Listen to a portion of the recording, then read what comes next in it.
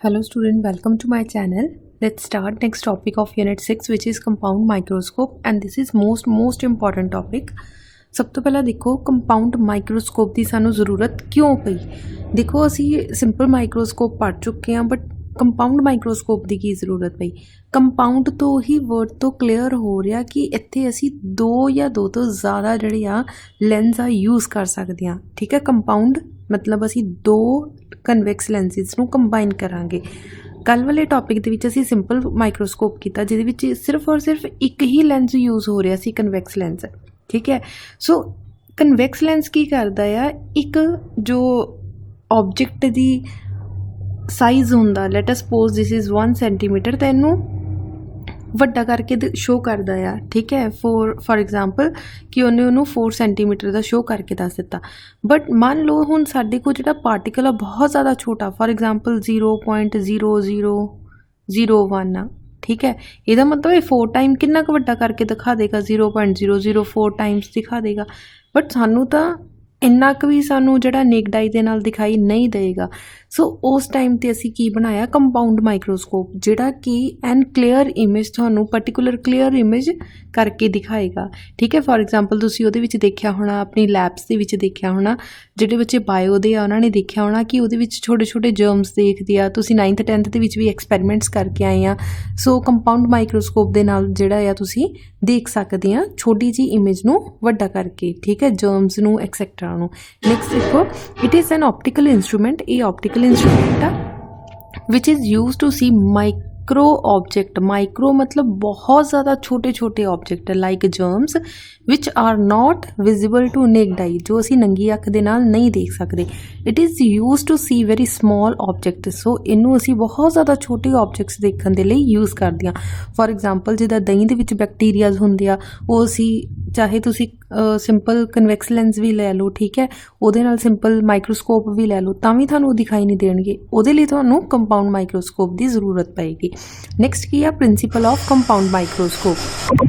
Next देखो उन्होंने क्या, when a small object is placed just outside the focus F0। सो सब तो पहला की करो बच्चे, मैं फ्री हैंड डायग्राम बना रही, तुसी फ्री हैंड नहीं बनाना, तुसी बिल्कुल अपना स्केल और प्रॉपर लैके, क्योंकि मैं स्केल ना बनानी तो वीडियो बहुत लंबी बन जाती है। ठीक है, फिर मैं थोड़ा प्रॉपर दिखा दूँगी। लेट अस सपोज थोड़ा इत्थे की है F0 आ। ठीक है, so this is your focus. अगर तुसी फोकस तो पिछे रखोगे ऑब्जेक्ट नू तो थोड़ी रियल इमेज बनेगी। ठीक है, सो असी फोकस तो पिछे रख दी, एक जाएगी बिल्कुल parallel to the principal axis, इत्थे डॉटेड लाइन लगा लेना। ठीक है, एक जाएगी बिल्कुल principal axis parallel to the principal axis, और एक जाएगी बिल्कुल सेंटर दे विचों। जिहड़ी सेंटर चों जांदी वो कदे भी बैंड नहीं होंदी, वो बिल्कुल स्ट्रेट चली जाएगी। ठीक है, जिहड़ी आ गई इन्हें थोड़ी जी बैंड हो जाना। सो मान लो असी इस तरीके नाल इनू बैंड कर दिता। ठीक है, सो जो तुसी इनू बैंड करोगे तुसी देखोगे कि दोनों एक पर्टिकुलर पॉइंट ते रेज ऑफ लाइट मीट कर रही। ठीक है, जिथे भी जाके मीट कीतियां उहदा नाम रख दो A dash B dash, A dash B dash. ठीक है, हुण सानू पता कि इत्थे की आ, कन्वैक्स लेंस आ। पहला प्रिंसीपल अगे पढ़ते हैं of the objective lens. Objective lens किनू बोलते हैं, जिस तरफ तुसी ऑब्जेक्ट रखिया हुंदा वो वाले लेंस नू ऑब्जैक्टिव लेंस बोलिया जाता। ठीक है, so this is objective lens. So objective lens के कोल रखिया, उन्हें रियल इनवर्टिड ते मैगनीफाइड इमेज बना देनी। हुण ध्यान नाल देखो, रियल आ दूसरी तरफ जाके बनी आ तो रियल आ, इनवर्टिड मतलब उल्टी बनी आ। ठीक है, लार्ज आ उहदे नालों वड्डी बनी आ, सो वड्डी बनी आ। ठीक है, देखने च पता लग रहा कि आ ऑब्जैक्ट छोटा है तो तुहाडी इमेज उहदे नालों ग्रेटर है। अगे देखो, is produced of on the other side of the lens beyond F2 the image act as object for eyepiece। इत्थे लिखो for eyepiece। eyepiece मतलब दूसरे लेंस के लिए एज एन ऑब्जेक्ट की तरह एक्ट करेगा। हुण दूसरा लेंस कित्थे आ, सो असी इत्थे दूसरा लेंस इत्थे बनावांगे। सो बच्चे इहदा साइज़ पहले वाले लेंस नालों वड्डा होना चाहिए। ठीक है, eyepiece। हुण इहनूं याद रखण दा मैथड की आ, ऑब्जेक्ट छोटा आ सो असी लेंस भी छोटा बनाया, साडी अख वड्डी आ ऑब्जेक्ट नालों। ऑब्जेक्ट मतलब जर्म्स वगैरह नालों सिर्फ ट्रिक दस रही हूँ लर्न करन दा मैथड, नहीं तो बच्चे कन्फ्यूज़ रहंदे आ कि मैम छोटा लेंस अगे बनाना सी कि पिछे बनाना सी। ऑब्जेक्ट छोटा है तो ऑब्जेक्ट छोटा, लेंस छोटा बनाओगे, आईज थोड़ी ऑब्जेक्ट नालों वड्डी है तो मतलब वह लेंस भी वड्डा बनाओगे। ठीक है, अगेन ये बिल्कुल सेंटर दे विच इस तरह ना लाइन बना लो। एक रे ऑफ लाइट जानी सी बिल्कुल parallel to the principal axis, so असीं आ बना ली। ठीक है, एक जानी बिल्कुल सेंटर दे विचों, स्केल रखो, इस सेंटर दे विचों रे ऑफ लाइट पास कर दो, इनू ही पिछे वाल नूं इनक्रीज कर दो। ठीक है, सो इत्थों अपना पॉइंट स्केल इस हिसाब नाल रखो, फॉर एग्जाम्पल स्केल लै लो, इस हिसाब नाल रखो कित्थे किते तुहाडी इमेज बनती होवे। ठीक है, आ वाली लाइन डॉटेड लगा लो और आ वाली लाइन बिल्कुल स्ट्रेट लगा लो। ठीक है, क्योंकि आ वाली स्ट्रेट क्यों लगाई आ, क्योंकि ओरिजिनल लाइन आ। डॉटेड क्यों लगाई आ, क्योंकि असी झूठी मूठी वाली लाइन लगाई आ, पिछे वाला असी खुद इनक्रीज किया। सो एक पॉइंट इदा दा आएगा जिथे जाके रेज ऑफ लाइट मीट कर रही। सो उस पॉइंट का नाम तुसी की रख दो, A double dash B double dash. Done. So अगे देखो, the eye lens and the final image is formed at least distance of distinct vision। so construction ਦੇ ਵਿੱਚ ਕੀ ਆਏਗਾ, it consists of two convex lens। so ਅਸੀਂ ਦੇਖ ਲਿਆ ਵੀ ਇਹਦੇ ਵਿੱਚ ਦੋ convex lens, ਇੱਕ ਫਸਟ ਨੰਬਰ ਤੇ ਇੱਕ ਸੈਕੰਡ ਨੰਬਰ ਤੇ, ਤੁਸੀਂ ਇਹਦਾ ਨਾਮ ਵੀ ਰੱਖ ਸਕਦੇ ਆ L1 L2। ठीक है, दो lenses यूज़ किए। The lens of shorter aperture shorter focal length is called objective lens. कहते वो वाला लेंस जिहदा अपर्चर छोटा है, अपर्चर मतलब जिहदा साइज़ छोटा है, उसकी फोकल लेंथ भी छोटी होएगी, उन्होंने असीं की बोलांगे, ऑब्जेक्टिव लेंस बोलांगे। अगे पढ़ो, another large focal length large aperture, दूसरा लेंस जिहदी फोकल लेंथ भी वड्डी आ ते अपर्चर साइज़ भी वड्डा आ, उन्होंने असीं आई लेंस फॉर या और आई पीस बोलांगे, या आई लेंस बोलांगे या आई पीस बोलांगे। It forms real inverted and magnified image. Eyepiece has a large aperture and a large focal length as comparative to the objective. जिहड़ा आई पीस आ उहदा size objective दे नालों वड्डा होएगा। It forms a large and virtual image. So यह वड्डी ते झूठी मूठी वाली इमेज बनाएगी। ठीक है, सो झूठी मूठी वाली इमेज किहड़ी बनाई उन्हें, A double dash B double dash. ध्यान नाल देख लो बच्चे, आ ऑब्जेक्ट सी, सो यदी इमेज कित्थे बनी, आ वाली ए डैश बी डैश। हुण इस लेंस दे लई आ वाले ने एक्ट किया एज एन ऑब्जेक्ट, ते इहदी इमेज कित्थे बनी, आ वाली। सो ये वाली किहड़ी इमेज आ, वर्चुअल इमेज, क्योंकि इधर ही ऑब्जेक्ट पिया और इधर ही इमेज बन गई। पहले केस दे विच की सी, ऑब्जेक्टिव इधर सी बट इमेज इस तरफ बनी। सो किहड़ी इमेज बनी, रियल। ठीक है, सो क्लीयर हो गया बच्चे, दोनों लेंसिस दे विचकार की डिफरेंस आ, किद्दां इमेजिस बनिया।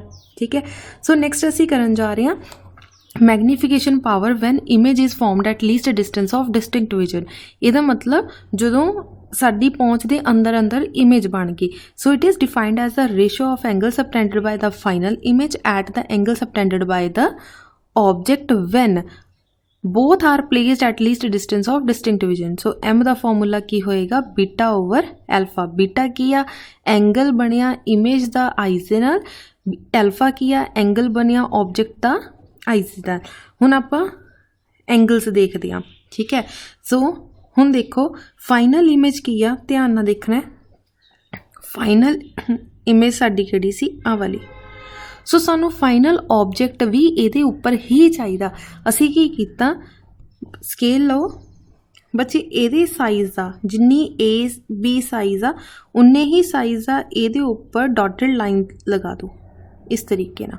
सेम उन्ना ही साइज़ होना चाहिए जिन्ना आया। मान लो यदा नाम असी A1 रख दिता, यदा नाम की सी A और यदा नाम असी की रख दिता A1। ठीक है, so this is A1। So A1 नू सेंटर पॉइंट दे नाल मीट कर दो इस तरीके ना। ठीक है, आ वाली C, मान लो आ वाला पॉइंट किहड़ा C1, सो आ वाला पॉइंट किहड़ा होएगा C2 होएगा। ठीक है, सो आ बच्चे एक्स्ट्रा चीज़ां मैं रब कर रही हूँ ताकि खलारा घट लगे। ठीक है, सो इस तरीके ना। सो आपां की कीता, एल्फा और बीटा एंगल। ठीक है, एल्फा एंगल किहड़ा एंगल आ, जिहड़ा ऑब्जेक्ट दे नाल बन रहा। ऑब्जेक्ट मतलब आ हुण तुहाडी इमेज सी, ऑब्जेक्ट सी, आ वाला ऑब्जेक्ट और आ वाली इमेज। सो ऑब्जेक्ट दे नाल किहड़ा एल्फा एंगल बन रहा एल्फा, सो असीं लिख दिता एल्फा। इमेज दे नाल किहड़ा एंगल बन रहा बीटा। बच्चे ध्यान रखो आ कौन आ ऑब्जेक्ट, सो ऑब्जेक्ट नाल किहड़ा एंगल बनेगा एल्फा। आ कौन आ तुहाडी फाइनल इमेज, सो इहदे नाल किहड़ा एंगल बन रहा बीटा एंगल। सो एंगल तुहानू क्लीयर हो गए होणगे, ठीक है। नैक्सट देखो tan alpha and tan beta are very very small angle, so they are replaced by their tangents. So असीं उहदी जगह ते की लिख दिता tan beta divided by tan alpha. हुण टैन बीटा पता करन लई सब तो पहला उहदी ट्रायंगल चूज करदे हां। सो ट्रायंगल देखो टैन बीटा दी ट्रायंगल किहड़ी आएगी A double dash B double dash C2 A double dash. Clear हो गया बच्चे। ट्रायंगल किहड़ी चूज कीती आ, सो किहड़ी ट्रायंगल चूज कीती आ A double dash B double dash C2। सो इहदे विच की आएगा perpendicular over base. Now what is perpendicular, perpendicular कौन आ, ध्यान नाल देखो परपेंडिकुलर कौन आ A double dash B double dash, ठीक है। सो लिख दिता A double dash B double dash divided by base कौन आ आ वाली टर्म, ठीक है। सो बेस नू सेंटर नू प्रेफरेंस देनी है, so that is Y C2 B double dash. So असीं लिख दिता C2 B डबल डैश। हो गया तुहाडी टैन बीटा दा क्लीयर। सिमिलरली टैन एल्फा पता करना। हुण टैन एल्फा किद्दां पता करांगे, टैन एल्फा पता करन दे लई उहदी ट्रायंगल चूज करदे हां। टैन एल्फा कित्थे आ A1 B double dash C2 आ वाली ट्रायंगल। सो परपेंडिकुलर इत्थे कौन आ A1 B double dash. So असीं लिख दिता A1 B double dash. Base देखो कौन आ C2 B double dash, that is C2 B double dash. Done. So असी इस तरीके ना दोनों एल्फा और बीटा एंगल्स फाइंड आउट कर ले, ठीक है। सो असी एल्फा और बीटा दोनों वैल्यूज पुट कर दित्तियां। हुण सैकेंड टर्म दे विच बच्चे ध्यान नाल देखना A1 B डबल डैश दा जिहड़ा साइज़ आ वो AB दे इक्वल आ। ध्यान नाल देखना, देखो आ वाली जिहड़ी AB आ वाली AB आ वो किहदे इक्वल आ AB दे, ठीक है। A1 B दा जो साइज़ है किहदे इक्वल आ AB दे। मैं इत्थे शो करके दिखांदी हां AB आ वाला साइज़ ए वाली साइज़ दे इक्वल आ। इहदा मतलब असी A1 B डबल डैश की जगह ते की लिख सकते हैं AB। सो असी की करन लगे हां A1 B डबल डैश की जगह ते की लिखिया AB। सो साडे को हुण की आ जाएगा इहदी जगह ते जदों असी AB लिखिया, सो साडे को टैन एल्फा की वैल्यू आ गई। हुण साडे को टैन बीटा भी है और टैन एल्फा भी है। दोनों इक्वेशनस असी इस इक्वेशन दे विच पुट करन लगे हां टैन फस्ट नंबर इक्वेशन दे विच। सो की आ जाएगा, ठीक है। इत्थे उन्होंने सॉल्व करके लिखा होया कि टैन एल्फा किद्दां आया जो पुट करांगे। सो एम के दे equal C tan beta divided by tan alpha, ठीक है। पुट करके दसदे हां। हुण टैन बीटा की आ A double dash B double dash, A double dash B double dash divided bye C2 B double dash multiply alpha का answer कितना आया, क्योंकि रेसिप्रोकल चाहता सी रेसिप्रोकल च लिखन लगियां AB C2 B double dash. हुण ध्यान नाल देखो बोथ आर सेम टर्म्स, सो असी कैंसल आउट कर दित्तियां। फाइनली साडे को की बचिया A double dash B double dash divided by AB। हुण ध्यान नाल बच्चे डायग्राम चेक करनी। A double dash B double dash की आ A double dash B double dash की आ फाइनल इमेज, ठीक है। ए की आ तुहाडी फाइनल इमेज। हुण अगे चेक करते हैं अगे की आ AB, सॉरी इत्थे लिखो AB। सो AB डायग्राम से चेक करो AB कित्थे आ रही तुहाडी AB। इहदा मतलब ये की आ इनिशियली ऑब्जेक्ट साडे कोल आ वाला ऑब्जेक्ट है बट इहदी इमेज नहीं आ, ठीक है, मैथमैटिकल पोर्शन दे विच। दूसरे पासे साडे को की आ इमेज हैगी आ बट ऑब्जेक्ट जिहड़ा आ वो है नहीं गा। मतलब इमेज और ऑब्जेक्ट आ दोनों चीज़ां की आ A dash B dash. So असीं की करन लगे आ सारी टर्म नू A डैश B डैश दे नाल मल्टीप्लाई और डिवाइड करन लगे आ। डन। सो असीं लिख सकते हैं A double dash B double dash divided by A dash B dash और A dash B dash divided by AB। Done. So इनू असीं किद्दां लिखिया, this is magnification of eyepiece, क्योंकि आई पीस करके बनया, ठीक है। आ किहदे करके बनया, ऑब्जेक्टिव करके। सो इत्थे लिख दिता magnification of objective which is MO, ठीक है। सो असी पिछे पढ़ चुके M किहदे इक्वल हुंदा आ, V/U दे मैगनीफिकेशन लेंस फॉर्मूले दे विच तुसीं पढ़ चुके आ। अगर ये आइज़ दा आ तो इहदे भी असी आइज़ लिख सकते हैं, ठीक है। अगर M0 जिहड़ा आ वो ऑब्जेक्टिव दा आ which is V0 divided by U0। हुण इत्थे माइनस कित्थों आ गया, ध्यान रखो जो मैगनीफिकेशन लिखना U की हुंदा नेगेटिव, सो सेम साइड ते ही तुहाडी इमेज बनी आ। सो ध्यान नाल देखो इधर ही तुहाडा UE सी और इधर ही तुहाडा VE बनिया। इहदा मतलब असीं की लिखांगे -UE divided by -VE, minus ना माइनस कटिया गया, बन गया UE/VE। हुण इस केस दे विच देखो ऑब्जेक्टिव इधर आ बट इमेज इधर बनी आ। सो U की होएगा नेगेटिव दा और V की होएगा पॉजिटिव दा। सो असी की लिखिया, आ वाली टर्म माइनस ना माइनस कैंसल हो जानी सी। सो VE/UE आ गया, इधर V0/-U0 आ गया। बच्चे आ टर्म आई होप तुहानू सब नू क्लीयर होएगी। हुण देखो कल वाली वीडियो दे विच मैं दस्सिया सी फाइनल इमेज चाहे माइक्रोस्कोप होवे चाहे टैलीस्कोप होवे, फाइनल इमेज नू कादे नाल डिनोट किया जाता, कैपिटल D दे नाल। सो असीं पुट कर दिता capital D। So this is the magnification of compound microscope. Done. So इत्थे तक की हो गया तुहाडा M का आंसर आ गया। सो असीं इनू इक्वेशन नंबर 1 देती। सो M0 अगे तुहानू इनू एक्सप्लेन करके लिखा होया, बच्चे आ टर्म लिखनी हुई तो लिख लियो, छड्डनी हुई तो छड्ड दिओ, ठीक है। नैक्सट आ वाली टर्म थोड़ी नॉलेज के लिए लिख दी है, अदरवाइज तुसीं इहनूं नोट्स से नहीं भी लिखना चाहते तो ना लिखो। नैक्सट असी मैगनीफिकेशन सॉल्व करन तो बाद की करना है, according to the lens formula. Lens formula की कहता -1/UE, क्योंकि असी ऑब्जेक्टिव की गल करन लगे हाँ, आई पीस की सॉरी गल करन लगे हाँ। फाइनल इमेज आई पीस करके बनी, सो असी ई पावांगे हर पासे। 1/UE + 1/VE is equal to 1/FE, ठीक है। सो असी सारी टर्म नू VE ना डिवाइड कर दिता, जो इत्थे VE आया VE ना VE कैंसल आउट हो गया, 1 आ गया is equal to this term.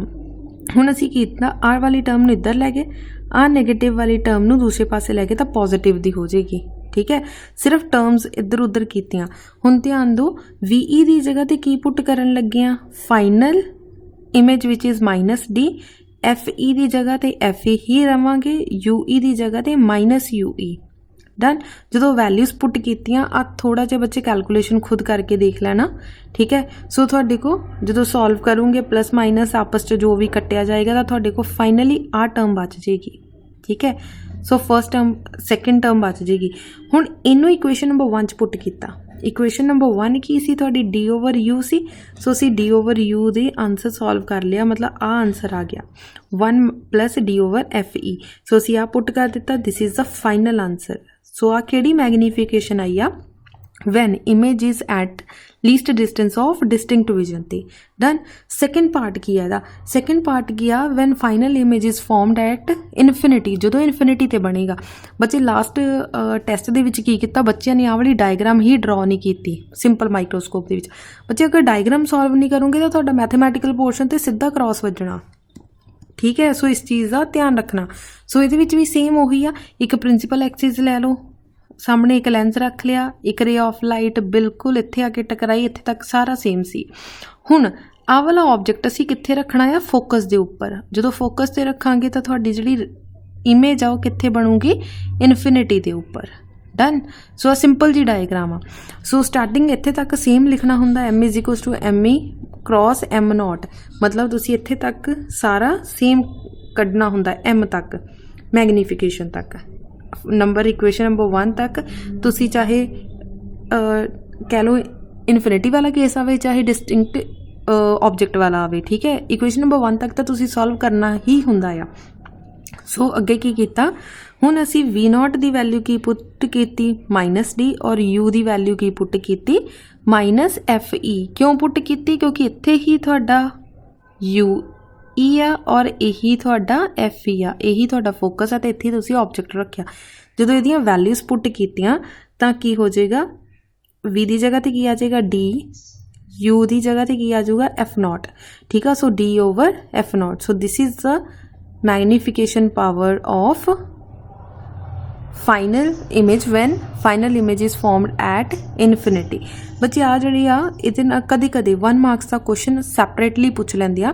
ਮੈਗਨੀਫਾਈਂਗ power of a compound microscope ਕਿੱਦਾਂ ਇਨਕਰੀਜ਼ ਹੁੰਦੀ ਆ, ਠੀਕ ਹੈ, ਧਿਆਨ ਨਾਲ ਦੇਖੋ। Magnifying power of a compound microscope can be increase ਔਰ decrease by focal length of the both ਲੈਂਸਿਸ।